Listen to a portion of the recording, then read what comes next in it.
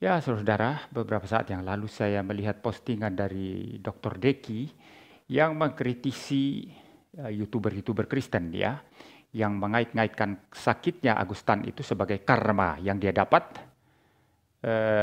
setelah mengentuti Alkitab ya, atau menaruh Alkitab di pantatnya.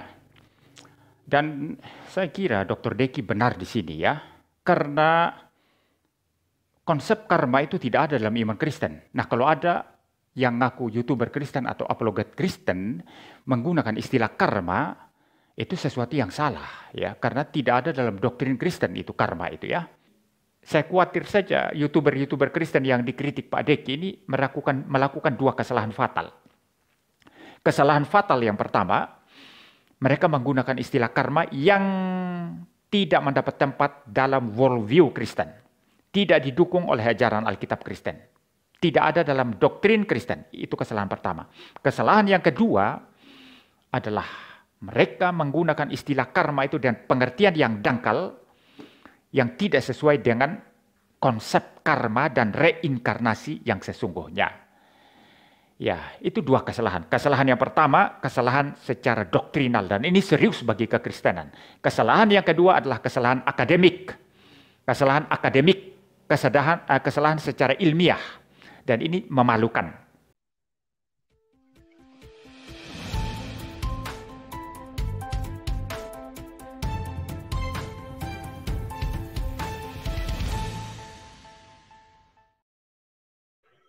Assalamualaikum warahmatullahi wabarakatuh. Berjumpa lagi dengan HMC News ya, channel Porta Berita yang menyajikan informasi seputar dunia debat lintas agama yang tepat, cepat, akurat, dan terpercaya. Ya, di kesempatan kali ini saya ingin menyampaikan ya bahwa sampai hari ini, tanggal 20 Januari 2023, serangan-serangan ya yang ditujukan kepada Ko Agustan itu makin menjadi-jadi ya, bisa dibilang makin banyak dan makin mengerikan kalimat-kalimat dan juga berita-berita ya yang dibuat oleh channel-channel ya dari pihak sebelah. Ya, di sini saya tidak ingin membahas terlalu jauh, tetapi teman-teman bisa lihat sendiri ya bahwa sampai hari ini Ko Agustan itu tetap digoreng, ya tetap dikata-katain bahwa oh itu dia sakit ya, padahal cuma kentutin cover gitu, tapi sudah sakit. Apalagi kalau Ko Agus kentutin Alkitab langsung kan gitu. Jadi banyak orang yang istilahnya kembali menggiring ya berita tersebut dengan mengkait-kaitkan dengan eh, sakitnya Ko Agus itu dengan cover Alkitab yang dikentutin kan seperti itu. Tapi nggak masalah. Yang penting ya mereka sudah tahu bahwa yang dikentutin itu adalah sebuah tas, bukan Alkitab ya. Yang penting mereka sudah dapat pesan tersebut, mereka sudah mengetahui bahwa itu hanyalah tasnya, ya. Terlepas dari mereka masih juga mengata-ngatakan Ko Agus. Ya, teman-teman bisa lihat ini beberapa contoh ya, dan banyak sekali kita dapatkan channel-channel seperti itu di luar sana, sangat banyak. Ya, sangat banyak sekali teman-teman bisa lihat contoh-contoh dari channel-channel tersebut. Ya, saya tampilkan ini yang istilahnya cukup besar dan bisa mewakili lah, ya bisa mewakili bahwa ya hampir semua kurang lebih sama. Kita mulai dari Louis Prasetyo ya, yang teman-teman mungkin sudah tahu juga. Ya, terungkap 3 alasan Agustan sekarat, butuh janda cantik, wakakak dan 2 lagi yang membagongkan ya, dari Louis Prasetyo, dari channel TV Laskar Kristus. Astaga, bocor lagi di publik. Pantesan Agustan berani kentutin Alkitab, sudah disiapkan semua. Ya, bocor hal ini di publik, sakitnya Ustadz Agustan ternyata begini, segitukah rela kentutin Alkitab demi ini ya, demi 10 juta jadi ini ya. Jadi dikatakan bahwa Ko Agus itu ternyata kentutin karena uang 10 juta. Padahal uang 10 juta itu diberikan oleh Kohani ya karena Ko Agus sakit.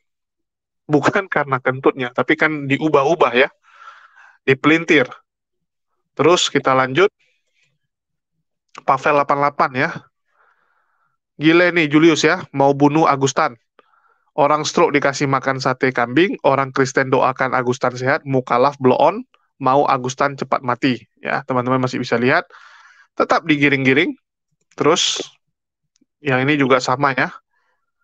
Viral, akhirnya tunduk pada salib Kristus usai mengalami lumpuh. Ya, jadi dibuat seakan-akan bahwa Ko Agus itu tunduk kepada yang namanya salib Kristus.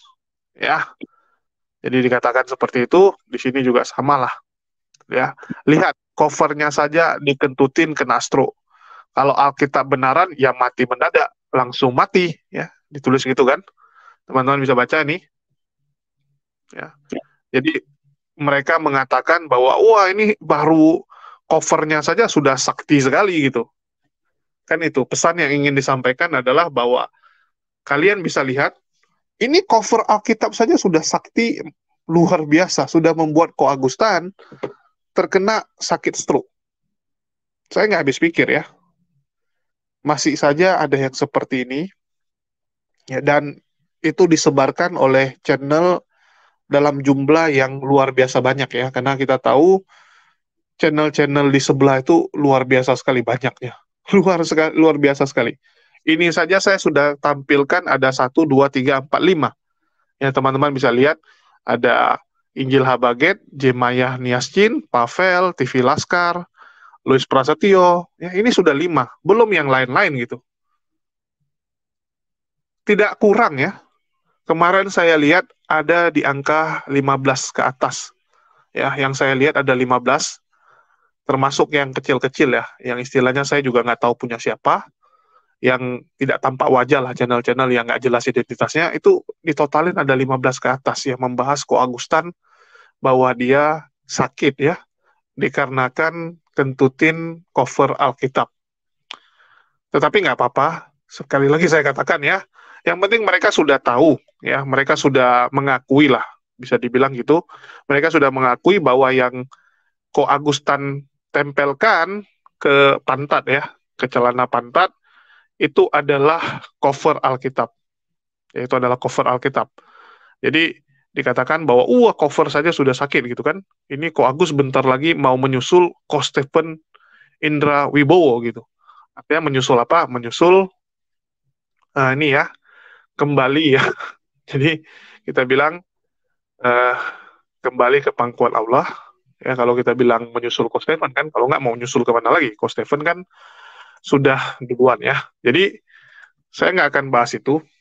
Ya, saya cuma ingin menampilkan statement dari salah satu pendeta ya yang mengatakan bahwa sebenarnya ya nggak ada hubungan gitu, nggak ada hubungan, dan di kekristenan tidak mengenal azab-azab seperti itu, nggak ada di kekristenan. Jadi jangan dicocok logikan, jangan di istilahnya dipaksa-paksakan agar di kekristenan tuh ada yang seperti itu. Ini menurut pendeta tersebut ya. Jadi saya nggak akan membalas lah apa yang mereka lakukan. Ya, saya sudah muak dengan yang ginian.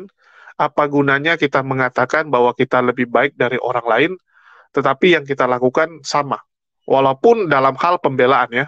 Jadi selama ini saya mencoba menyadarkan dengan cara mencubit kembali gitu, mencubit mereka kembali. Mereka cubit kita berkali-kali, kita cubit sekali, itu pun kita jelasin. Tujuan dari kita mencubit adalah supaya menyadarkan. Tetapi ya ternyata ya mereka juga masih seperti itu, ya sudahlah. Jadi saya pikir biarkanlah mereka ya berperkara dengan Allah, bukan dengan kita. Kita sudah lakukan bagian kita. Kalau mereka mau seperti itu terus ya silakanlah. Ya, silakanlah mereka lanjutkan, karena apa yang mereka lakukan nanti mereka akan mendapatkan balasannya, baik itu nanti di dunia maupun di akhirat. Kan seperti itu. Jadi Allah lah yang membalaskan, ya, Allah lah Maha Adil, Allah lah yang akan membalaskan apa yang dilakukan oleh mereka ya kepada Ko Agus. Dan untuk Ko Agus, saya harap Ko Agus bisa tabah, bisa kuat ya menjalani ini, dan ini satu hal yang pasti akan terjadi di dalam perjuangan ya, akan ada orang-orang yang ngata-ngatai kita, orang-orang yang tidak suka kepada kita, orang-orang yang fitnah kita, orang-orang yang hina kita, itu udah satu paket lah.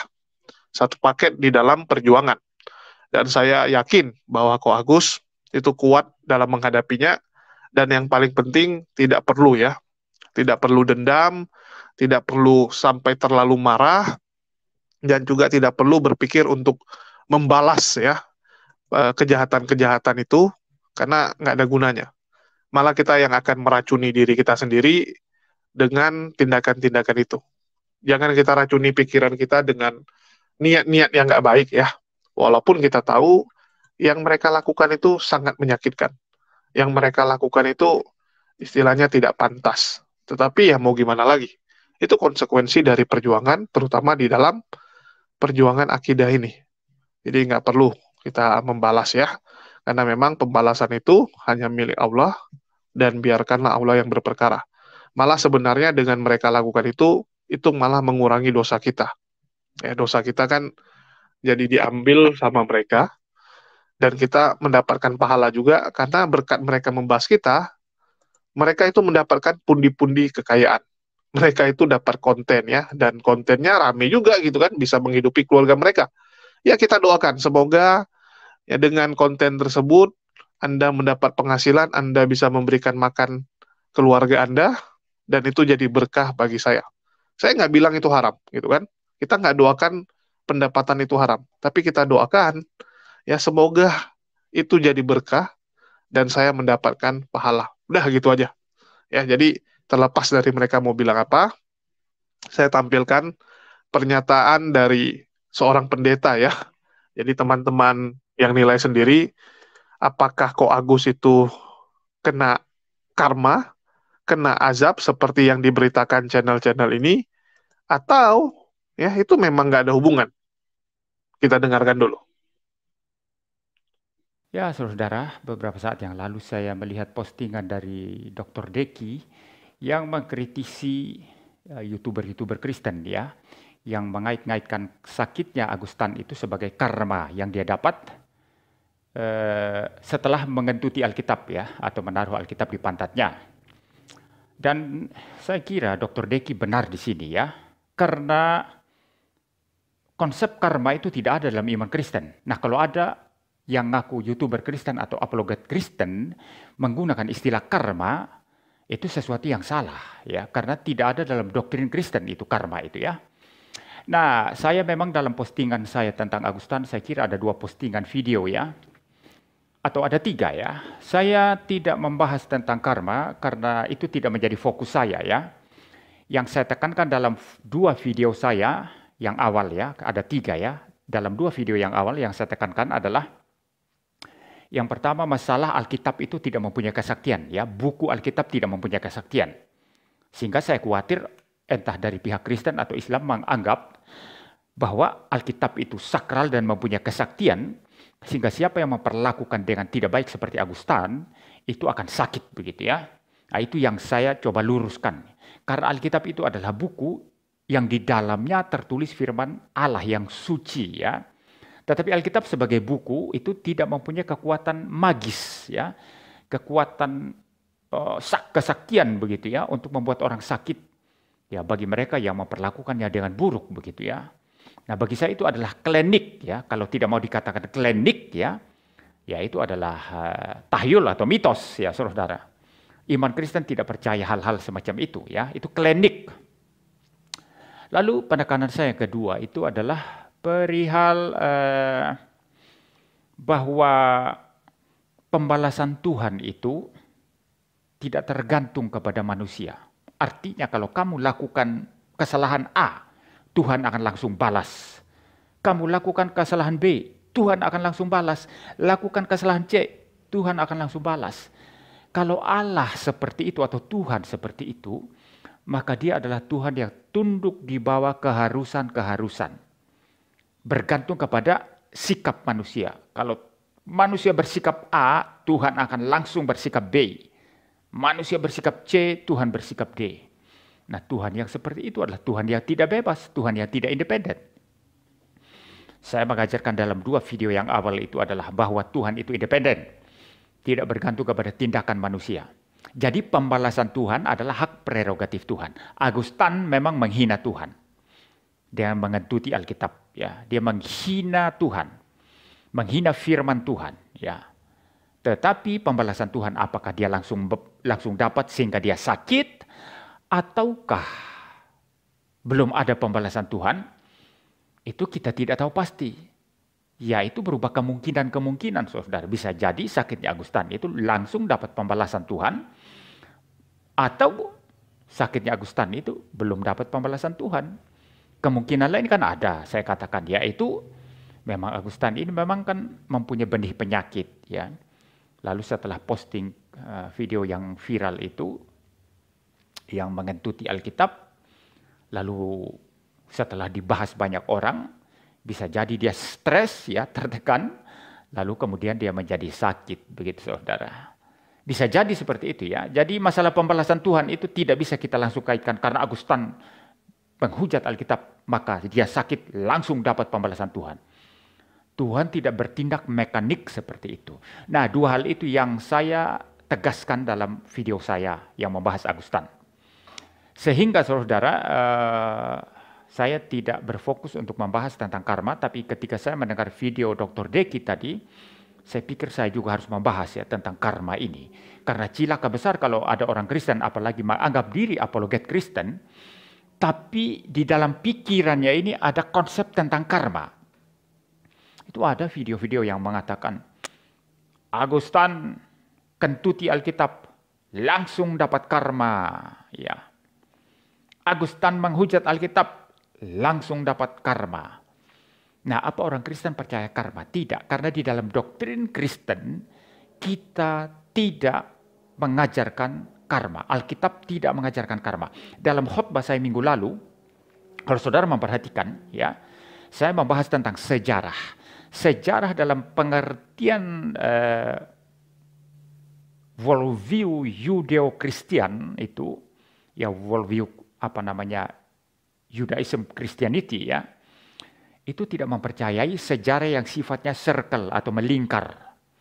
Tapi kita mempercayai sejarah yang sifatnya linear menuju ke satu titik konsumasi. Anda hidup sekarang, ini satu-satunya kesempatan. Ketika Anda mati, Anda tinggal tunggu penghakiman Tuhan. Anda tidak akan hidup lagi pada masa yang akan datang. Itu worldview Judeo-Kristen. Kalau worldview yang sifatnya circle memutar itu, artinya Anda hidup hari ini, pada masa yang akan datang Anda bisa hidup lagi. Ya, itu worldview reinkarnasi. Dan di dalam worldview yang melingkar seperti ini, yang circle seperti ini, yang sifatnya reinkarnasi seperti ini, itu diajarkan tentang karma. Nah, apa itu karma? Karma dalam konsep Hinduism maupun Buddhism yang mengajarkan tentang doktrin reinkarnasi itu adalah perbuatan. Jadi perbuatan-perbuatan kita menentukan kehidupan selanjutnya. Saya kasih contoh, kalau hari ini saya jadi manusia, tapi manusia jahat. Pada masa yang akan datang, saya bisa terlahir kembali menjadi anjing misalnya. Anjing itu adalah anjing yang kurang ajar. Bisa terlahir kembali menjadi hewan yang atau makhluk yang lebih kecil mungkin, kecoa dan seterusnya. Tapi kalau nanti sudah menjadi baik, dia melakukan perbuatan-perbuatan baik, dia akan reinkarnasi atau lahir kembali menjadi makhluk yang lebih mulia. Kalau terus berbuat baik, ya, maka dia bisa mencapai itu nirwana. Ya, jadi dalam konsep Hinduism itu, kalau orang dalam karmanya itu terus bagus, maka dalam kehidupan selanjutnya dia akan menjadi lebih mulia, sampai pada akhirnya dia moksa. Nah, moksa itu artinya dia sudah masuk nirwana. Masuk nirwana, begitu ya, saudara ya. Nah, ini konsep karma. Nah, kalau dalam konsep Buddhism itu tidak masuk nirwana, ya. Orang kalau karmanya bagus terus, ya, dalam kehidupan yang akan datang, dia tambah bagus, dia itu pada akhirnya akan masuk kepada ketiadaan atau kekosongan atau kenihilan, begitu. Ketiadaan. Ya, itu ada perbedaan konsep antara Hinduism dan Buddhism, dan saya tidak ada waktu hari ini untuk membahas itu, saudara ya. karena bukan itu poin saya. Ya. Nah, itu karma itu ditempatkan dalam konsep reinkarnasi yang semacam itu, sehingga istilah karma itu tidak bisa ditempatkan dalam konsep ajaran Kristen. Ya, bukan dalam konsep, dalam konteks ajaran Kristen atau doktrin Kristen. Ya, maka saya setuju dengan Dr. Deki yang mengkritisi itu ya, saudara. Ini kesalahan yang sangat fatal ya, mengait-ngaitkan sakitnya Agustan itu dengan karma, karena kita tidak mempercayai karma. Ya, nah cilakannya lagi, saya tambahkan sedikit saudara, bahwa orang-orang entah Kristen atau Islam atau yang lain pada umumnya memahami istilah karma itu dengan sangat dangkal sekali ya. Jadi bagi mereka karma itu adalah sekedar pembalasan gitu ya. Jadi kamu buat jahat akan dapat pembalasan ini, dapat karma. Katakanlah orang mensolimi Basuki Cahayapurnama, Pak Ahok begitu ya. Lalu mereka mendapat kesulitan, masalah. Lalu orang mengatakan karma Ahok begitu ya. Ini kan terkenal ya, karma Ahok begitu ya. Iman Kristen tidak percaya itu saudara ya. Dan kalau ada orang Kristen atau secara umum ya, anggap istilah karma itu hanya dalam konteks seperti itu, artinya kamu buat kesalahan atau kejahatan akan dapat balasan ini, tanpa mengaitkannya dengan reinkarnasi, itu pengertian karma yang bagi saya sudah misleading ya, sudah salah itu ya, sudah salah ya. Untung saja orang-orang Hindu dan Buddha yang percaya ini, ya khususnya agama-agama panteistik yang percaya ini tidak protes ya. Sebetulnya karma tidak sedangkal itu. Saudara dengarkanlah pengajaran para biksu Buddha atau guru-guru Hindu ya, atau saudara membaca buku-buku filosofi Hindu atau Buddhism, saudara akan mendapatkan konsep karma itu dengan utuh ya. Jadi tidak menggunakan secara dangkal ya. Agustan kentuti Alkitab dapat karma. Ya, ini bagi saya kompleks ya. Jadi saya khawatir saja YouTuber Kristen yang dikritik Pak Deki ini melakukan dua kesalahan fatal. Kesalahan fatal yang pertama, mereka menggunakan istilah karma yang tidak mendapat tempat dalam worldview Kristen. Tidak didukung oleh ajaran Alkitab Kristen. Tidak ada dalam doktrin Kristen. Itu kesalahan pertama. Kesalahan yang kedua adalah mereka menggunakan istilah karma itu dengan pengertian yang dangkal, yang tidak sesuai dengan konsep karma dan reinkarnasi yang sesungguhnya. Ya, itu dua kesalahan. Kesalahan yang pertama, kesalahan secara doktrinal, dan ini serius bagi kekristenan. Kesalahan yang kedua adalah kesalahan akademik. Kesalahan akademik, kesalahan secara ilmiah. Dan ini memalukan.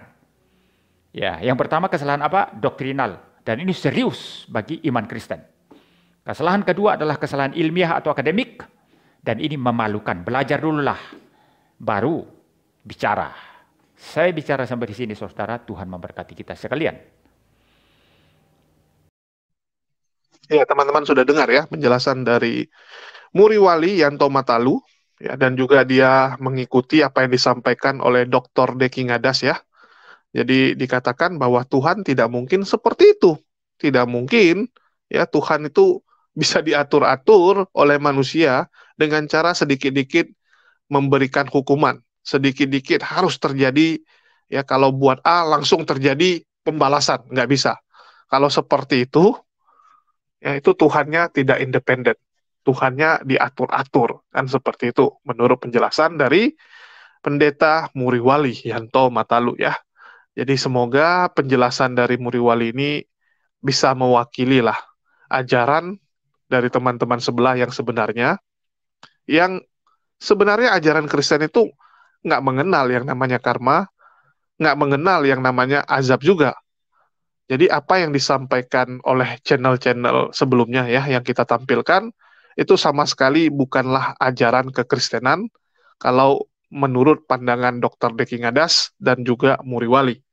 Yang mereka sampaikan itu hanyalah heboh-heboh ria, hanyalah konten-konten belaka ya, dengan tujuan agar ya orang-orang yang nggak suka sama Ko Agus, orang-orang yang sakit hati dengan Ko Agus, orang-orang yang marah dengan Ko Agus, semangat untuk menonton channel mereka dan ya ikut-ikutan tambah marah, tambah emosi. Jadi istilahnya nggak lebih daripada provokasi-provokasi semata ya.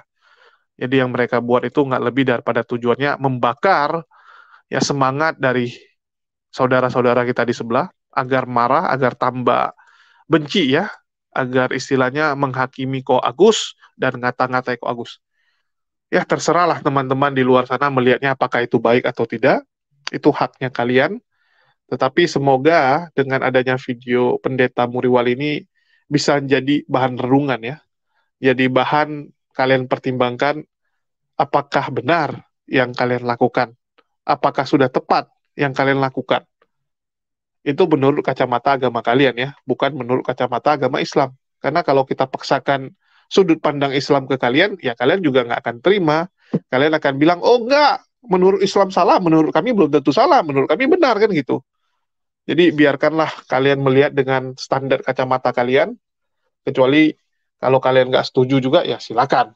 Ya kalian bilang, oh pengajaran dari Dr. Deki Ngadas dan Muriwali yang salah, mereka nggak ngerti. Ya mereka nggak ngerti tentang konsep di kekristenan. Ya silakan kalau kalian menganggap seperti itu. Saya nggak bisa paksain. Tapi di sini saya ingin katakan ya bahwa apapun yang terjadi sekarang, apapun yang terjadi sekarang, ya Ko Agus itu sekarang mulai pulih, mulai sehat dan kita doakan semoga Ko Agus ya diberikan kesehatan oleh Allah Subhanahu wa taala, dikuatkan ya dalam menghadapi badai ini. Ya ini kan adalah suatu badai ujian di dalam hidup Ko Agus di mana saya yakin bahwa Allah itu ingin mengangkat derajat Ko Agus itu lebih tinggi, ya, diangkat lebih tinggi.